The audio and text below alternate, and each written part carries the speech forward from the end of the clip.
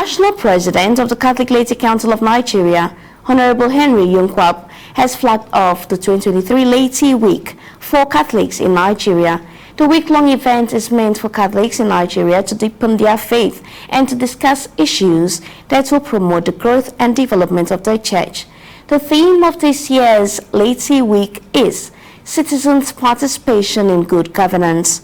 Citizen Tony Abba now reports. Laity Week is a period set aside by the Church for the lay faithful to come together and deliberate on issues that will promote the growth and development of the faithful. This week-long activity usually takes place during the Lenten season. For this year, 2023, the national flag-off of the program took place at the Holy Rosary Catholic Church, Wuse, Abuja. The Mass for the 60th Laity Week was officiated by Reverend Father Emeka Augustine from Nsukka Diocese. In the name of the Father, and of the Son, and of the Holy Spirit. In his homily, Father Emeka stated that the faith of Nigerians is at a crossroad. So many Nigerians are at this level now. So many Nigerian Catholics, so many Nigerian Christians, so many Nigerian Muslims, so many Nigerian traditionalists are at this stage of crossroad where they now ask, is God still with us? And if He is, let Him show it to us. So many are even tired of the church now. There are so many youths, so many young girls. When they talk about church, going to church, and then they say, I forget that. They were gathered there and they were talking about election. And one guy said, it's like God must have been an answer prayer. See, you know that expression of Nigeria? God, it's like God must have been an answer prayer. Because we have fasted, we have prayed, we have done all the crossovers, and the prophecies kept coming. From each crossover, there's a prophecy about how Nigeria will be. Every person waits on 31st. I wonder why God will always announce Nigerian prophecy on 31st night. So pastors, men and women of faith, priests, every person, so many people are willing. And then we think about even the prayers we have composed. Prayer for Nigeria in distress, prayer against bribery and corruption in Nigeria. There's what we are saying now, prayer for free and fair election. So the young boys started thinking, like God must have been an answer prayer. According to him, the post-election Christians need to be re-evangelized to restore their faith in God following the outcome of the presidential elections. The post-election Nigerian Christians have a lot of work to do. Post-election Nigerian Catholics, they have a lot of work to do. It is a period, it is a time for re-evangelization.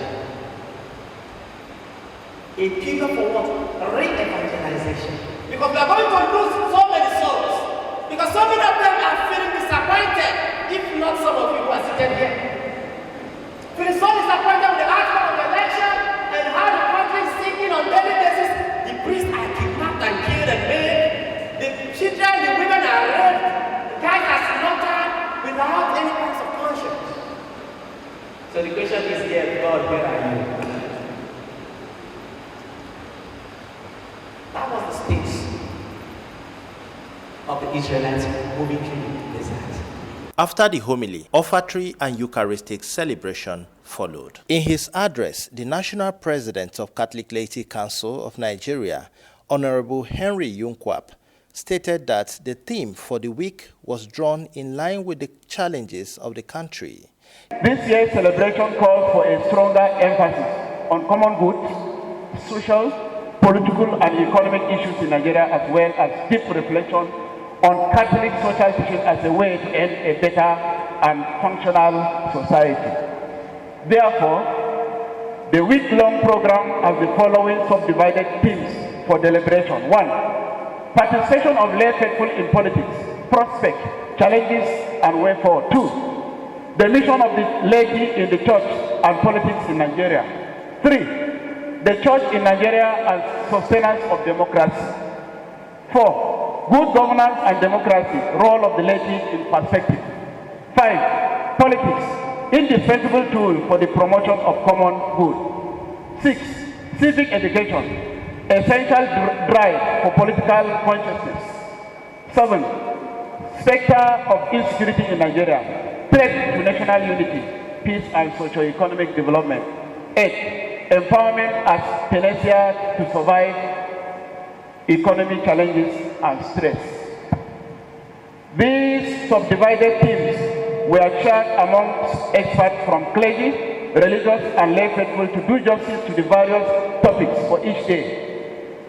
It is our hope and prayer that as we discuss and reflect on the topics, we will continue to pray for the actualization of selfless and true democracy, nourished with the mindset of the common good, so as to attain social, political, and economic stability in our dear nation. He added that it is the responsibility of the laity to promote the common good in line with the Catholic social teachings. He thereafter outlined some of the topics to be discussed during the week-long program. The Laity Week is meant for all of us lay faithful, all the lay faithful. So once your parish fixes the Laity Week activity, all the lay faithful is mandatory for them to participate from day one to the end. Day one is the flagging off, and tomorrow Monday is other activities, which is line up. In line with this, we have carefully and unanimously adopted the following theme after much review and deliberation: politics and the common good in contemporary Nigeria, Catholic social teaching standpoint, for reflection at this year's Laity Week. It's a day to celebrate women as mothers of the nation, as caregivers in the homes, and as core nation builders. God created the woman to be a helpmate, and ignoring the woman is taking Nigeria backwards. So we celebrated it by acknowledging the role women play in nation building. We recount our losses. Why did I say losses?